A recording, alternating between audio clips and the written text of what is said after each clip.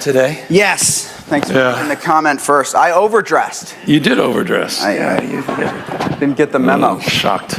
Yeah. Trying to. So thank everybody for being here and on the live stream. I'm Chris Catalogo, Politico's editorial director in California, and thank you for joining us. Good to Governor. be with you. Good to be here. So we'll just get right into it. Last summer, folks were writing your political obituary. Luckily, I don't read obituaries, so I missed it.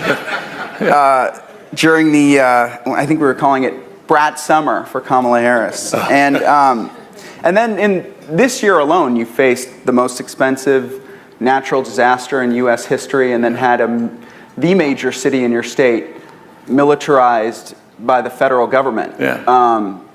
Did people underestimate you?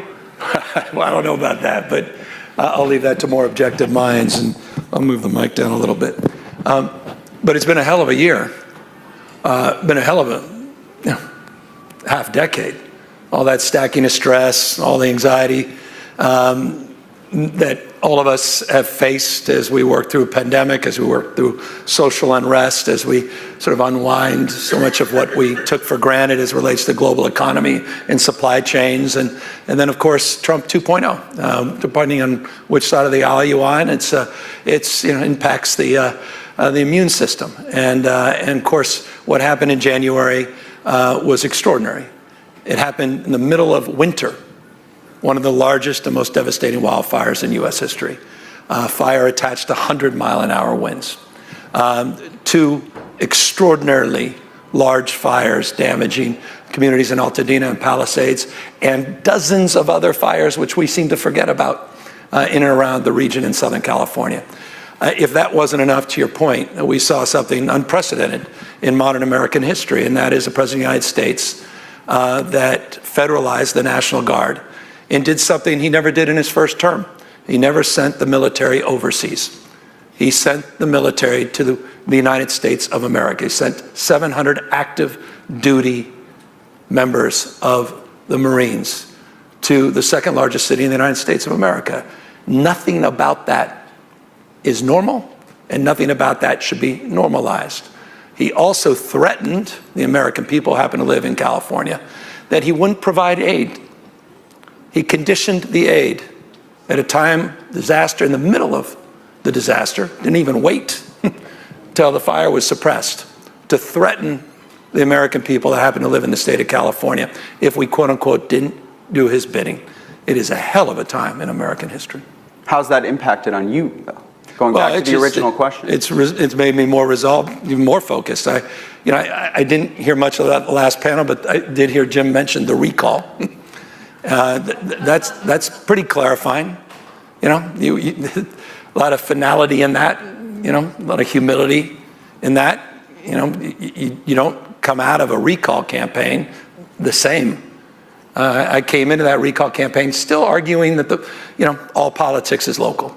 I still had a romantic notion of that. I intellectualized that a lot of our politics and the discourse was national. I didn't fully appreciate how nationalized our politics had become. In so many ways, that shape-shifted a lot of what we're doing and who I am today.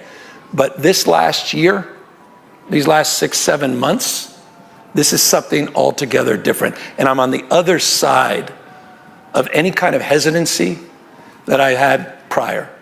I'm on the other side of giving a damn about people's feelings about this moment. I will express myself more clearly and more concisely because I see the threats in very vivid terms in ways I never saw before.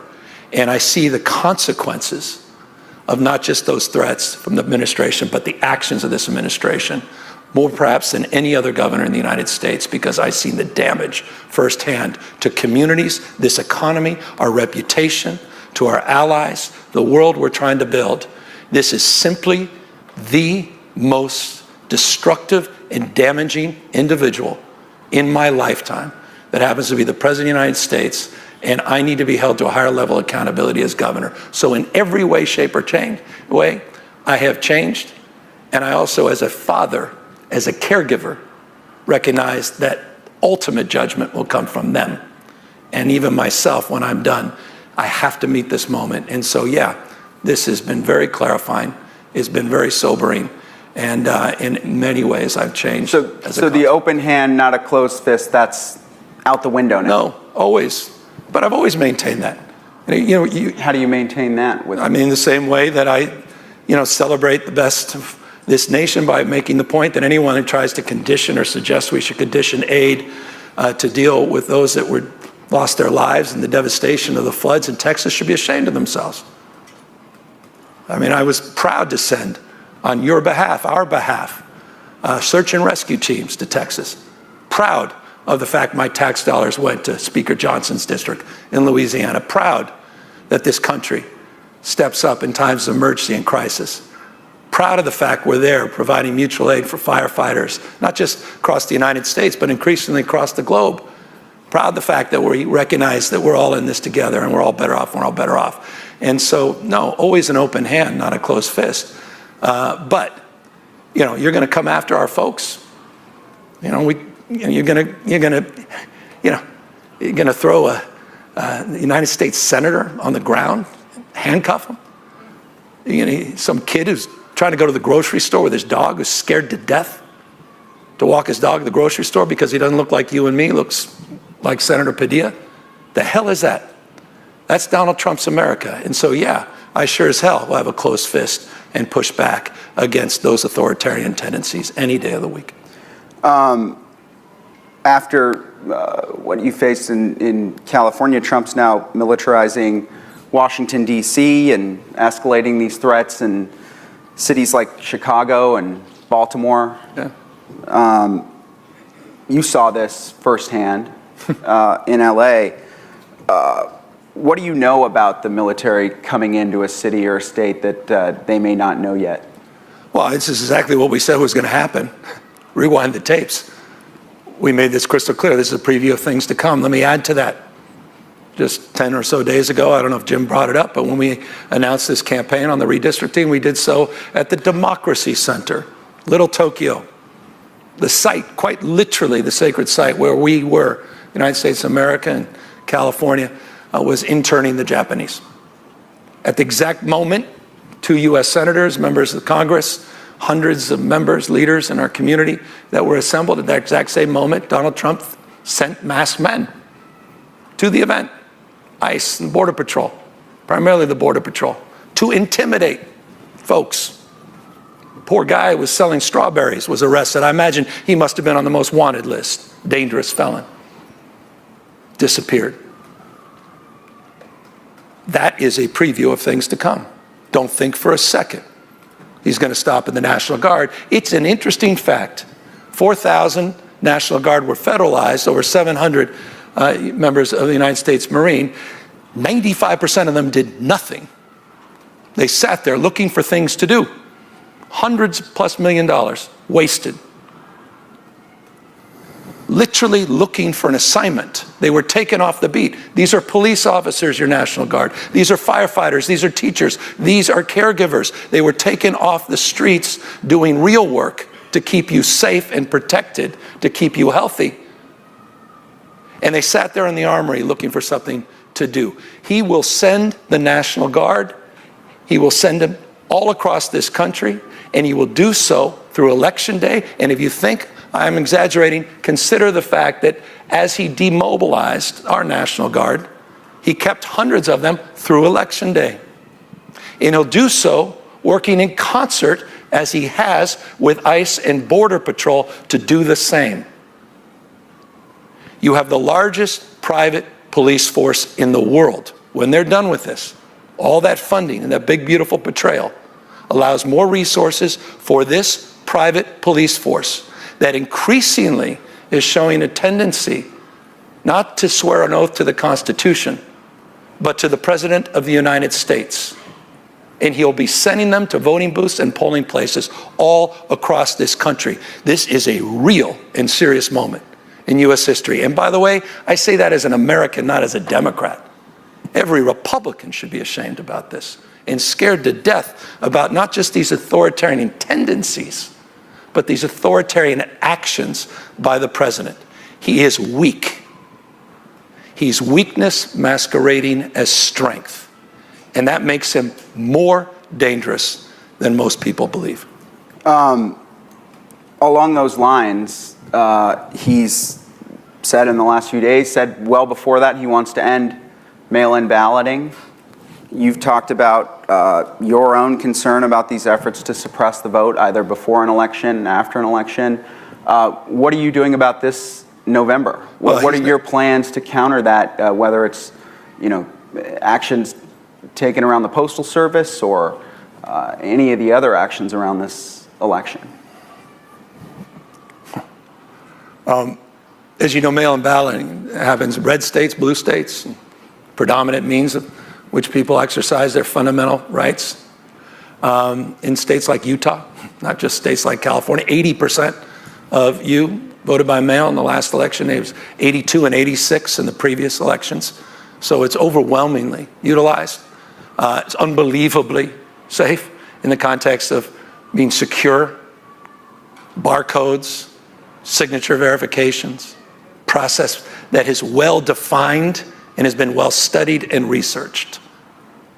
He doesn't want more people voting. He wants to suppress and chill the vote. He also said he wanted to go after certain ballot machines. And by the way, I'll remind you where he got this advice, or at least he asserted he got the advice, after literally, not figuratively, this is not pejorative, putting out the red carpet to Putin. Putin apparently gave him this advice.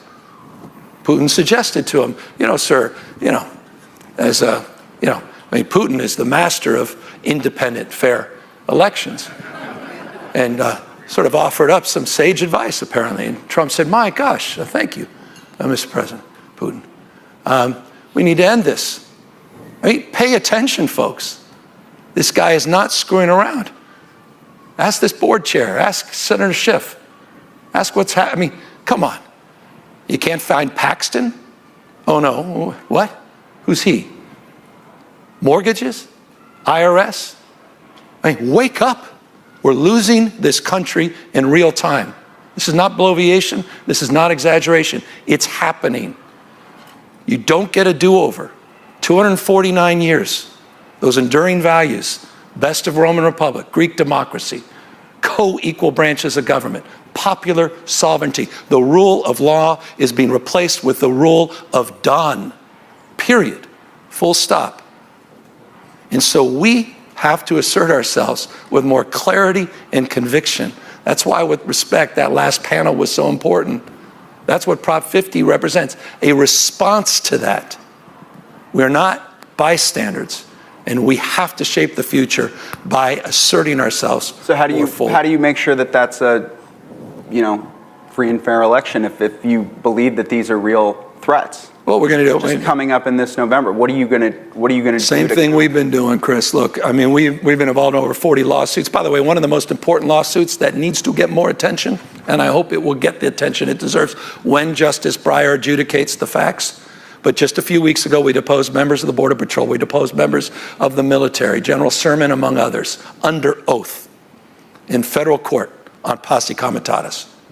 All of what you just described accurately about what Trump is asserting now with an executive order and a strike force to move the military into American cities is at threat on the basis of, again, the rule of law. We count on the courts. We count on this thing called the Constitution.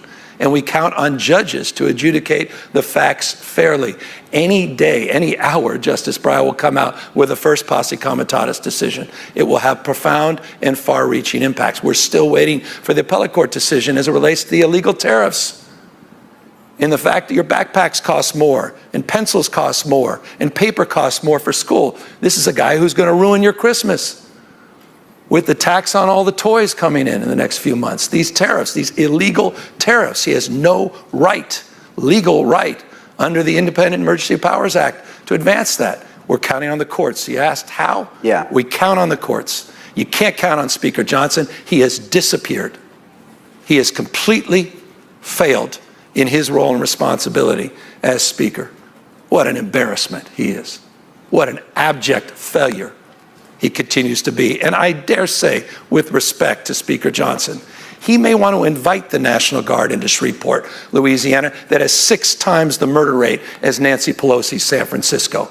If you want to take care of the carnage in this country, Mr. President, look to the red states, 8 of the top 10 murder states in America, all red states. Look at the carnage in places like Shreveport, Louisiana. It's not about any of that.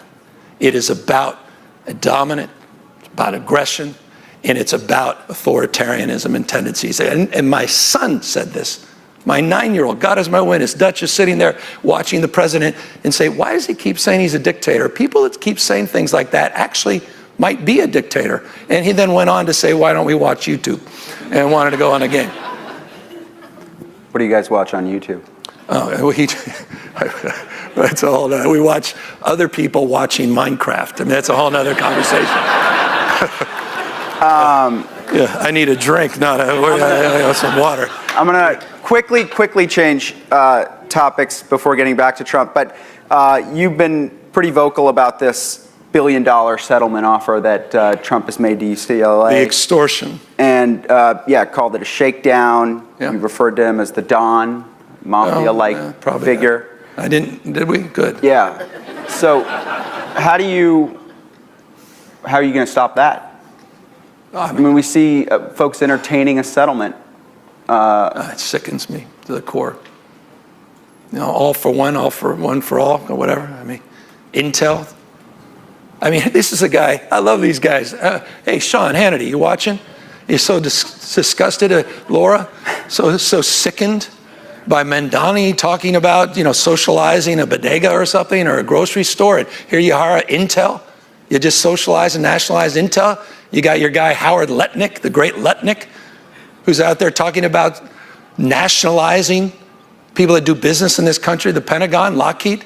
But this is a decision of the regents. I mean, in the UC, this is not. Well, I'm a member. Not Hannity or Lutnick. No, it's about this moment, and it's about people standing tall. It's about making the case to those members. How do you exert your influence? You have moral authority, not just formal authority. I have a little formal authority too. I'm a member of that body. Yeah. I also help fund it. Yeah. And I also believe public institutions. I believe this UC system, which has over 13,800 active patents, more than any other system in the world. It's the reason we have more scientists, engineers, more researchers, more Nobel laureates coming out of this. It's the reason we're the tentpole of the US economy. It's the reason America's the tentpole of the world economy. It's because of our research institutions. This guy will take anything down. And he's trying to shut them down. I mean, $1 billion fine to UCLA shuts them down. Shuts down one of the finest research institutions in the world, but it's consistent pattern. Any institution that cultivates individual or independent thinking is under assault. But are you going to stop? And we're going to do everything in our power to stop folks from selling out. The Smithsonian needs to assert themselves. He's rewriting history, censoring historical facts. It's happening in real time. He's cutting institutions of knowledge from libraries. He's cutting NIH funds, not just, again, at UCLA. And yes, you know what I said, and I'll stand by what I say. That's the answer to the question, but I'm affirming a broader construct. Yeah. It's not just about UCLA. It's about anybody or any institution that disagrees with them. And so how could you possibly accept the fine? Fine for what? The guy who had dinner with Nick Fuentes telling us about anti-Semitism? Are you kidding me? The guy who countenanced anti-Semitism in both his last campaigns? I could give you chapter and verse on that. Lecturing us? You saw, you just saw California came out leading the nation in terms of our response to anti-Semitism. It's a point of pride. It sickens me to my core. And I'll remind you, I'm one of the governors that visited Israel right after October 7th. Not only visited Israel, we also went there with a field hospital, also to not only protect and address the issues of Israel, but also to address the humanitarian crisis in Gaza. We did that. My point is, I'm not taking a backseat to anybody on that, and I sure as hell ain't going to listen to Donald Trump. It's a false pretense. And by the way, Jewish Caucus and others had the guts to finally pushing back, saying, how dare you use us for this assault on independent thinking? And so, no, the regents need to do the right thing. That said, I get it. They're all scared. Everyone's scared. That's why they sold out. at Columbia. I mean, I mean, you heard the President of the United States at the cabinet meeting looking over. They were laughing. They were laughing as he looked over and he said, "You're not going to negotiate with Harvard." You think he's going to negotiate with us when he was mocking Harvard? That's sitting on $53 billion endowment, and they're talking about selling out with $500 million. So look, you know, if there's a pathway to get a deal that means nothing and has the form and substance of fog, fine. But the minute we sell our souls or sell out our values, that ain't going to happen on my no watch. Money. For what? Yeah. What did we do? I got it. For what? No, but just stop the if Joe Biden came in and said, "I want $1 billion," for what? No one even asked the question. They say, "What about this? Is outrageous. It's reckless." Joe Biden tried to nationalize Intel. If Joe Biden did a deal to send H2O chips to China and take 15% tithing, like they did at NVIDIA and AMD, people would be outraged. Are you kidding me? All right, I'm going to change topics again. No, wake up, everybody. Wake up, everybody. Including Sean Hannity, who may or may not. Oh, yeah, well, I mean, Sean's very sensitive. So you debated with Fox Sean. is sensitive. Who already said that? We put a little mirror up to them. I saw that. They are so situationally unaware. I'm going to get to that. I'm going to get to that one later. We'll talk about their deal. Yeah. I'm going to get to chatbots for Trump. Chatbots. Chatbots. Yeah. So you debated Ron DeSantis on Fox. Would you debate Arnold Schwarzenegger on Prop 50? I know. I have no interest in that. No way. What about interest? Because that's for you. It doesn't serve the public in any meaningful way. It's theater. Why wouldn't it serve the public? Because I don't think I'd. What about Donald Trump? What if he would debate you on Prop 50? I debate on profit. Come on. We're having a very. I'm really proud of this in this respect. Prop 50. It's temporary. We maintain the Independent Redistricting Commission. By the way, as someone who has receipts supporting independent redistricting, opposed as mayor of San Francisco, one of the few Democrats in the state that publicly opposed the repeal of independent redistricting. We maintain the Independent Redistricting Commission, except for a temporary period, just for congressional seats, to respond to this unprecedented assault by Donald Trump to try to rig the next election. In response for the 26, 28, and 30 elections. It reverts back to its original form. We affirm our support for national independent redistricting, and we do it in the most I mean, there's never been a state in U.S. history that's ever put the maps to the voters. But what makes it's not only transparent, it's the most democratic. But why would they stop after 2030? Because the initiative ends there, and that's what we're responding to, the immediacy and the emergency in response to what Trump's about. And by the way, it's not just what he did in Texas. You saw what he had yesterday. I hope everyone paid attention. But do you actually? He had the Speaker of the Indiana Assembly, and he had the Senate in the Oval Office saying, "You are going next," and threatened them to move in Indiana. These guys are not screwing around. But you don't think they'll stop after 2030? We're doing Republicans. The independent redistricting that we're putting in front of the voters. I get in this initiative, but period, full stop. After that, a temporary response. It needs to be a temporary response. It affirms, we are affirming support for independent redistricting, not just in California, but in the country. But we're not going to play with one hand tied behind our back. You just saw what happened, 5-4 decision. 5-4 decision on $800 million in NSF and NIH grants. The Supreme Court selling everybody out, selling Congress out. By the way, that was part of the rigged Supreme Court. Yet Gorsuch's on there instead of Merrick Garland because they don't play by the same set of rules. I'm sick and tired of Democrats being on the losing end in this country and our democracy being on the losing end. We have got to fight fire with fire. But I understand that's in Prop 50, but you're not saying you think Republicans are going to stop. I don't think Donald Trump wants another election. You think for a second I have 24 Trump 2028 hats. His folks keep sending me. And you think he's going to run again? No, don't give me.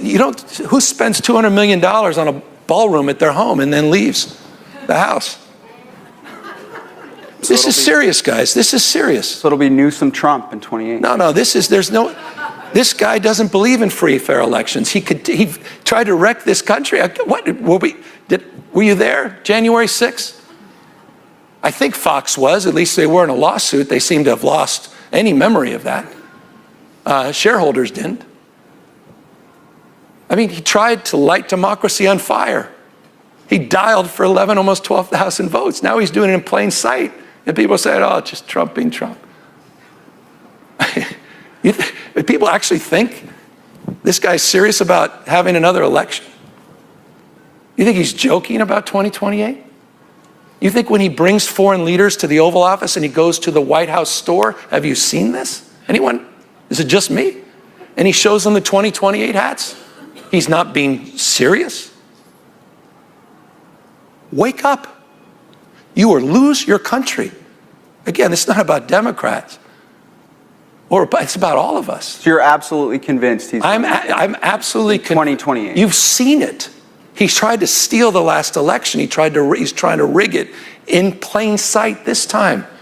He wants to get rid of vote by mail. He's talking about eliminating voting machines he doesn't like. He's setting up the contours where he can declare a declaration of emergency for anything. Just cause means whatever he just said on Truth Social. He's running the greatest grift operation in world history. I mean, it makes some of these dictators overseas blush, the crypto, not just the perfume. I mean, come on. Let me ask you about a couple of your... Wake up, everybody. Wake up.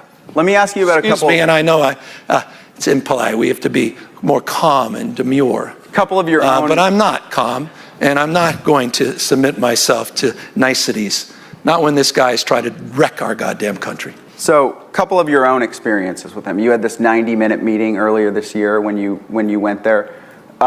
Where he showed me a painting. He said, turn around. And I said, oh, there's FDR. And I'm like, oh, of course. And he goes, he said, what do you mean? I said, I know exactly what you mean. And then he went on and on about the third term. Yeah, that same meeting, 90-minute. Have you told that story before? Just said it. This was the first time?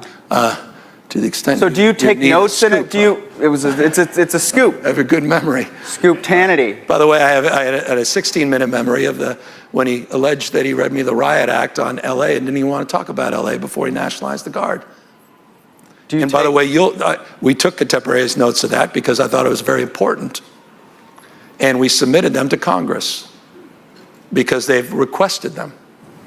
And I'm looking forward to you all reading what we discussed that night. And it won't surprise you, but it should shock you. Can you share what he said publicly, lied to everybody, you, American people, and what he said privately, and what was really on his mind. So so he's showing you the FDR painting. Yeah, well, we talked about his crypto grift as well. What did he say about that? He was surprised that meme coin's not even a coin. He goes, hey, it's not even a coin. By the way, I'm about to come out with a coin on my Patriot site. So you may want to look into that. You're adding that? Yeah, we're probably adding that. We're sold out of a lot of things on the Patriot site. I think we'll add a coin, maybe a Trump corruption coin or something. Yeah. What else goes on in a meeting like that? What's in the notes? What's in the notes? I didn't take any notes during the Oval meeting, but the notes will be made public. Congress, they've been sent. I know, but are you allowed to preview them? Apparently there are no rules anymore. No, so I'm allowed to, I guess. I mean, I've already been threatened with arrest. Under what pretense you want to arrest the governor, Mr. President? Well, he was elected. Just pause and think about that. So what are we going to see in Just like he said, he's entitled to 5 seats, entitled. And I'm the one being accused of overstating that he may not be so interested in an election in a few years. I'm the one being accused of that. Has he just pardoned all the January 6th insurrectionists and is talking to us about rule of law and thought we should prosecute someone for I don't even know about the details of the sandwich. But that was an outrage on Fox, but not the pardoning of people that actually attacked law enforcement and police officers, where he uses our American heroes, takes them away from their families, off the beat where they're doing important work, and leaves them in armories without enough food or water. You saw the photos on cots and mats. We're supposed to be listening to that? The spirit of patriotism? So again, wake up. She covered a lot there, but in that meeting, you just want. You got the meme I know coin. What you want, Chris. You got the FDR painting where he was alluding to. Oh, that was a hell of a 90 minutes. And what else? What's interesting? When you called, the first call you made after that meeting, we followed up after the meeting. I've had no, not with him. Yeah. With the first person you called in your life to describe what you had just experienced. Well, I didn't have my cell phone, and before I saw a bunch of my staff that was wondering why we were in there for 3 hours. And what was the? I was with Susie Wiles for an hour and a half prior. And what do you tell them? Talking besides about the FDR anecdote. Well, I told him a lot of, look, you know what I said in this, let me sort of step back, but it's a specific response. I told him it was a very good meeting. I told him it's very consistent with a lot of meetings I've had with the president. Just like the phone call we had, that 16, 19-minute phone call was unbelievably cordial. It was a great phone call.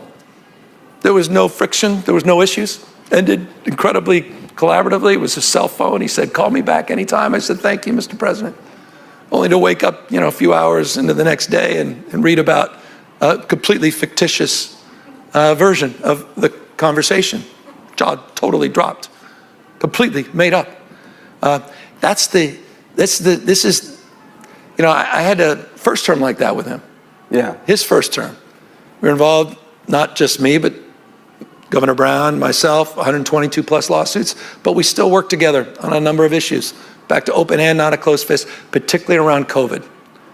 And I, objectively, and I've said this, I said it very public, I said it at the tarmac down in LA with the president when we did a little scrum, I said, every single thing we asked for, he delivered, he did. Every single thing we asked for, he delivered. We had an unbelievably good relationship despite all the noise. And that was my hope and expectation. That's why I went to the tarmac.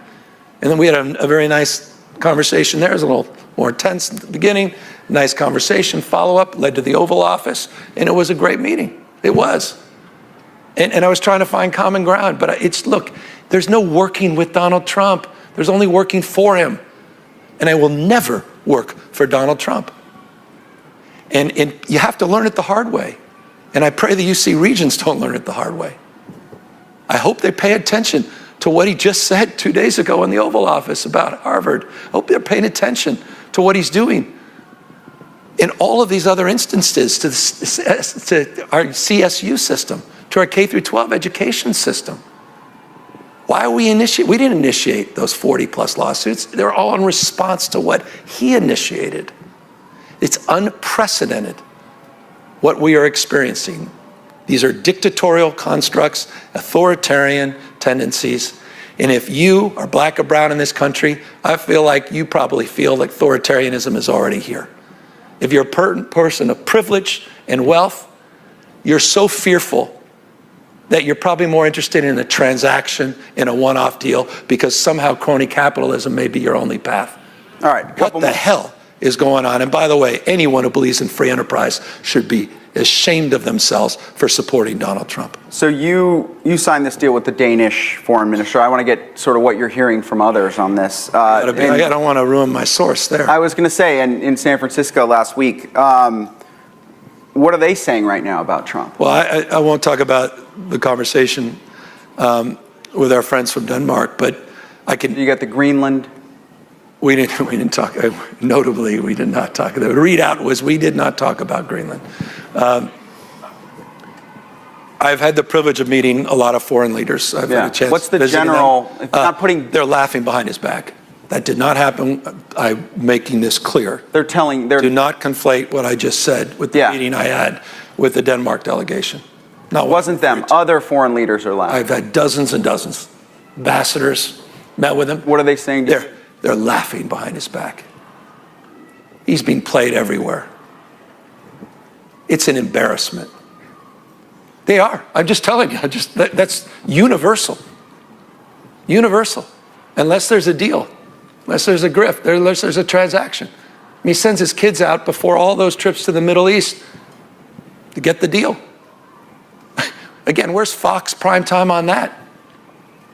Or where the hell are they? And we get a side deal, maybe a little bit of relief here in Vietnam, and then all of a sudden we dealt with some of their versions of CEQA that were all waived over there. I mean, what's going on in China? I mean, they're probably looking at this. I mean, by the way, she's loving this. I was going to ask you about China. That nationalization of private industries is something we're pretty good at in China. He's probably looking at Trump saying maybe he'll give him some advice after Putin gave him advice about free and fair elections. What do you think? Don't think there's not some deal? There's some deals on the side there with the Chinese. Just don't think that won't be part of something. I don't know. In the crypto world, seems to, no. I mean, just look at the evidence. Look at the facts. Look who shows up at the golf course. Look who shows up for the fundraisers. Look who needs a pardon. Come on. Why am I even having to say this? It's right there in plain sight. In plain sight. He's selling you out for the great grift. We got a couple more. I'm going to try to shift the tone a little bit. Thank you. I need to visit Copenhagen. None of that was about... I'm going away next week with my son. Where are you going? I'm going overseas, so you can spend a few days without me. For that same 9-year-old, his baptism, he's somehow convinced his parents.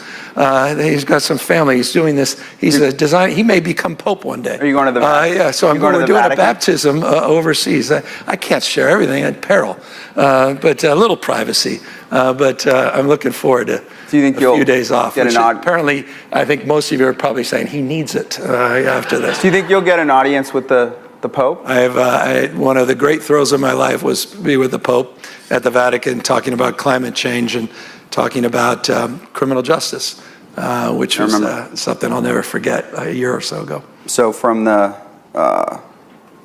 sacred to the profane, I guess you could say. That's my transition. I love it. Do you personally approve the press office tweets that go out from your... There is we have a kill switch. Yeah. So to the extent that I don't kill it, then I guess How many do you kill?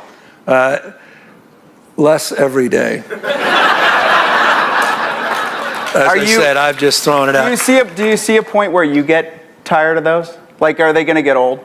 Yeah. Look, no one's not. We're iterating. That's been the cause of my life. I try to iterate. I've been doing it.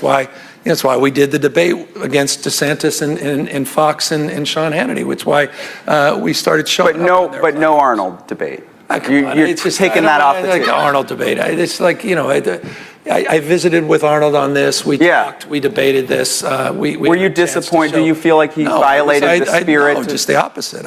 I completely respect his point of view and position. And by the way, I told him I share it. I just told him, you don't have redistricting doesn't exist anywhere in this country if this guy wins and wires this. But do you think if you actually care about this issue, you're going to stand up for this? And I reminded him, Chris, that we're actually protecting his legacy by maintaining the independent redistricting and affirming it. And so, again, I wasn't here to convince them. That's why I'm not going to have a public display of come on, I get what you're doing. But I showed the respect because I do respect the governor. And we've worked together on a lot of other issues. We're about to do some on After School for All. Worked on climate policy and that's. But he hates Trump probably almost as much as you do. Perhaps. I don't know. After this conversation, I might reassess. Whether he hates him quite as much. But is he being naive? No. With all the threats, I'm not taking the bait on that. He's a person of judgment on this on the basis of his experience and his advocacy. And you told him that. I spent time expressing a point of view. He expressed his point of view. He was respectful, and I'm going to be responsible enough to say a little more out of respect to the governor and out of respect for his very principled stance supporting what I support, which is independent redistricting. So at this perilous moment, however, I believe that we need to respond to this emergency. And I think he understands that, and I think we have an understanding, and good people can disagree.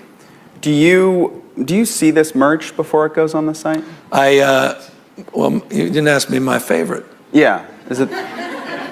I'll get to your favorite, but do you like the tweets? Is there a vetting process? Yeah, reasonably. I mean, look, when there's no kill switch. I'm going to need some deniability eventually, so I'm going to create some space because invariably something's going to go out that may have crossed a line, and I will, of course, deny any association. And, and so I need a little bit of space. You have a tank top on there, sort of Taylor Swift inspired. What does it say? Taylor inspires a lot of us. It says Trump is not hot. Look, this is a guy who retweeted himself on Mount Rushmore. This is a guy who retweeted himself, dare I say, as Pope. Yeah. This is a guy who's hawking a Trump Bible. This is a guy who's out there selling perfume and, with one of the great grifts, a coin. But I want to get to the Trump is not hot. So this is a guy who has merchandise. Selling 2028 hats. So this is a guy who says Trump is never wrong. But who in politics? This is a guy who has Hulk Hogan and others praying for. You have those now. Well, yes. You have all. I think I quite enjoy myself. You should take. If you haven't looked at the Patriot Shop, I encourage you to take a look and peruse. The Bible is sold out, and but there's a lot of new merchandise coming. And as I said, I'm really intrigued by this Trump corruption coin. Which I think is coming to the shop near you. I want to hear. What's the countdown for that? I don't know. I hope it's sooner than later. Again, it's some record-breaking merchandise here. It really is. I mean, I didn't realize that this was A, so enjoyable, number one, and B, so impactful in this respect because it's serious. It's putting the mirror up to the absurdity of all of this. The fact that you have allowed this, we, including me, have allowed this to be normalized. The fact that these pundits and mouthpieces out there, these chatbots on One American News and Newsmax and, all the parroting we're seeing on Fox, and there's no situational awareness as they're assaulting and attacking the integrity of my assertion that I have the right to do things in all capital and talk about big, beautiful maps and talk about Columbus would be all this, and thank you for the attention. Somehow that's offending their senses. They say it's not gubernatorial, but apparently it's presidential. All right, so Trump is not hot. The question for you, and we can go out on this one. So By the way, I think you've finally seen some photos of me that have been untouched, which is good. Some of the photos without my shirt. It's good to see me without any. Usually they touch things up, but those are some actual, authentic photos out there. So, who in politics is hot? Well, I think I think a lot of governors. Names here. I think the Democratic. I think the biggest problem. I'm gonna battle. You can't do the whole group. You wanted to go a little light. I'm gonna go serious. That's not light. But seriously, I'm light in this case. LIGHT.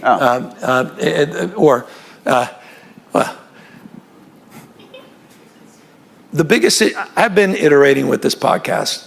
And offending some folks' senses, because how could you have Charlie? Did you see Pete Buttigieg's remarks on? No, but I have great admiration for Pete. I'm looking forward to getting him on the podcast. But good people can disagree, and they have. They've been very expressive about the demerits of having Newt Gingrich or Michael Savage or some folks they may disagree with. I think it's important. I did another podcast this morning with another person, member of the Trump administration, former member, and I think it's important to just do. And good people. Who was it? I want to show. I want to announce yourself. It first. I want to show. But the point of it is to make the case: humility and grace. We don't have all the answers, but the answers are out there. Success leaves clues. There's power of emulation. Learn from people. Learn from. Don't follow.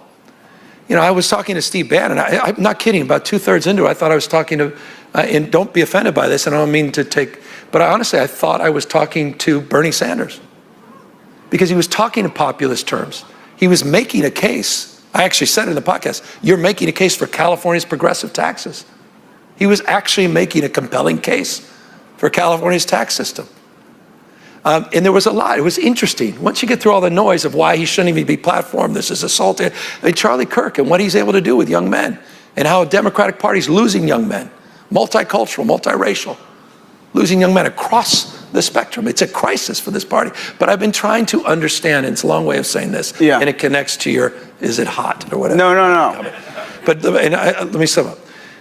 That I've been on this journey, I think a lot of us have been on, Democrats, and I think others, pundits, experts of all types. What the hell's wrong with the Democratic Party brand? And at the core, we can unpack it, and I've seen a million theories, and I've got dozens and dozens of pages, and I've kind of distilled, 50, was it Israel? Was it inflation? Was it interest rates? Was it incumbency? Was it, you can go down the list, all these things. Was it the view? Was it issues of culture? Was it woke? Was it all this? At the end of the day, and we can get into the issues, the merits of the issues, and where we're issues where we are definitely not necessarily with the American people, the majority of American people's own performance, et cetera. But at the end of the day, to me, the essence of the challenge of the party is weakness. Weakness. And I think it was not lost on me. And I really at the core believe this. The most eloquent spokesperson that understood this decades ago was Bill Clinton after we got shellacked to one of the midterms. And you all know this quote, but it's important to be reminded of it. He said, given the choice when he was reflecting on it, and we were all saying we need to go to Applebee's, and there was a best-selling book on that at the time, and it was sort of hillbilly elegy was coming up, and we were discovering this guy, J.D. Vance, and we were all trying to understand our way out of the wilderness. And Clinton summed it up, said, given the choice, the American people always support strong and wrong versus weak and right. And I think our party needs to wake up to that. We need to assert ourselves. Why did I open this PAC 2 years ago? It wasn't for some grand, I know you guys want to write a grand ambition. It's to get us off our heels and get us back on our toes. Why did I go on Sean Hannity's show? Why did I go to that debate? Because I was sick and tired of being on the receiving end of CRT, ESG, DEI, IRS, EPA, anything with 3 damn letters. Somehow these guys were shape-shifting, and they were just surround sound grievance, and we were responding to that. And there was something about that was infuriating, but also forced me to sort of, recognize my own culpability in that respect. The fact that society becomes how we behave, we are our behaviors. And I said, we got to change the way we behave. And so I've been on this sort of journey of understanding. And I think what these tweets, back to what you're saying, represent, what the merchandise represents, is a desire now to be held to a higher level of accountability, to assert with more clarity and conviction a point of view, with humility and grace, sure. But that, I think, is critical for the Democratic Party right now. We have got to stand tall, authentic, but we have to stand tall, and we have to affirm our positions, and we have to use every tool at our disposal to not only assert ourselves, but to prove ourselves to the American people. Prop 50 to me represents that. Style of communication, I believe, in an iterative manner, is part of that. And I believe the Democratic Party is going to light things up in the spirit of your conversations, because I think the best days of this party are ahead of us. Anyone who's counting us out, I think, is making a worse bet than even betting on Trump's meme coins.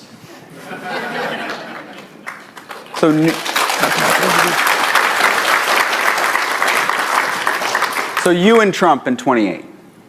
Well, I think isn't JFK running with him again, Junior, in 2028, or maybe Epstein will come back and run with Trump. We haven't even talked about Epstein.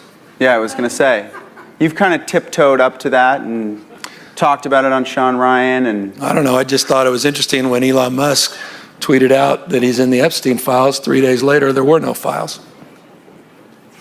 I just thought that was interesting. Do you feel any responsibility as governor of California for the Elons of the rightward shift of a lot of I personally don't, because as you know, I've been accused of spending more time than I should with them.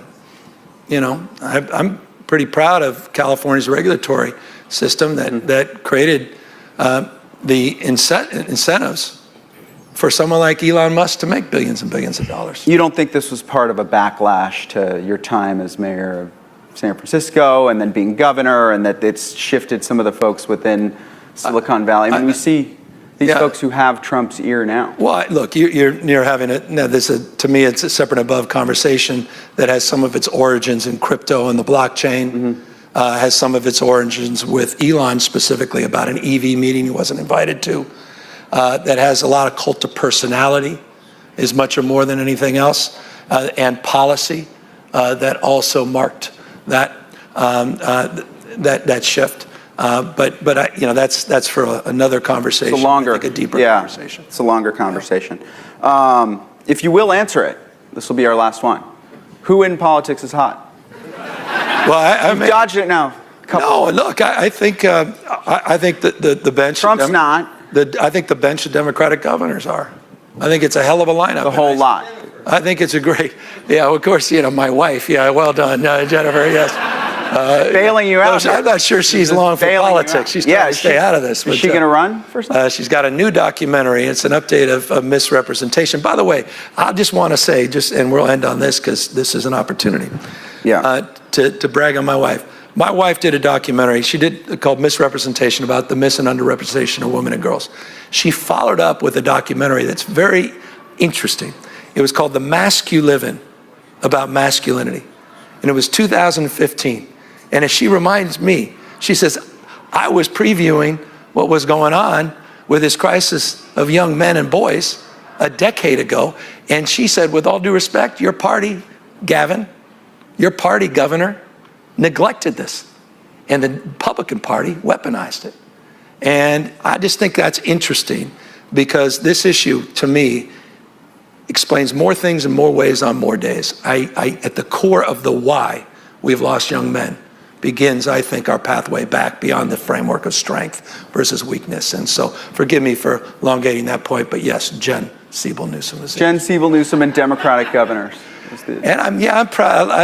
I'm very proud of. How many of those governors are gonna do what you're doing? Well, I hope more than none. Yeah. Did you talk to Moore before he came out? I was hearing Archbishop today talking about faith and works. Yeah. In relation to the tragic shooting in Minneapolis, and you got to pray that your feet move. And so I'm praying that we move our feet. And I'm praying that if we're successful, and we're going to be, because failure is not an option, this November with Proposition 50, that if he moves as he is intending to do in Indiana and Missouri and Florida and what's already taking shape in Ohio, and who knows what the hell else he may come up with, an executive order and some emergency rubric, that these governors are going to have to move. We're going to need to see other governors move in a similar direction. Democracy is at stake. You're calling on them to... I'm not calling on them because that comes across as patronizing and obnoxious. These are good people. They know what right and from wrong. You've got some unbelievably eloquent people that are superstars. One of them is the president in the future, maybe two. These guys are more than capable of figuring out themselves, but I think they understand what's at stake. Cool. Well, we'll end it on that, and thank you so much for your time today, and thank you to the audience for listening. It was fun. Thanks for dressing up. You don't seem so convinced. Thank you, Chris. Thank you, guys, very, very much. And stand by for closing remarks from Politico Stephen over there.